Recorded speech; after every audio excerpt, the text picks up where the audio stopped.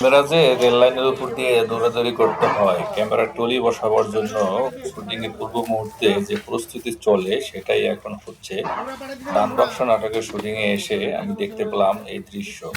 নাটকের আর্টিস্ট হয়তো বা ৫ জন ৭ জনের মধ্যে নাটক সীমাবদ্ধ থাকে, কিন্তু এক ক্যামেরা লাইটিং এর জন্য ১৪ জনের একটা সেট দরকার।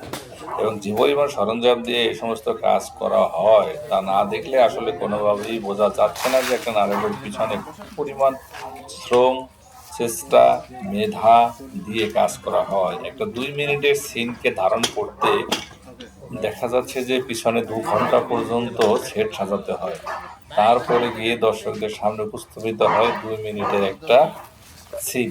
সরি, এরপরে কিন্তু আরো এখানে অনেক বিষয় আছে, যেমন এডিটের বিষয় আছে। এডিট করার জন্য কিন্তু আরো বাড়তি সময়ের প্রয়োজন হয়। এর সাথে সংযুক্ত করলে দেখা যায় একটা ৪০ মিনিটের নাটক করতে ২ থেকে ৩ দিন লাগে শুটিং টাইম, তারপর এডিট টাইম, পাবলিশ টাইম ৪ থেকে ৫ দিন লাগে এবং এখানে ৫০ থেকে ৫৫ জন মানুষের শ্রম থাকে।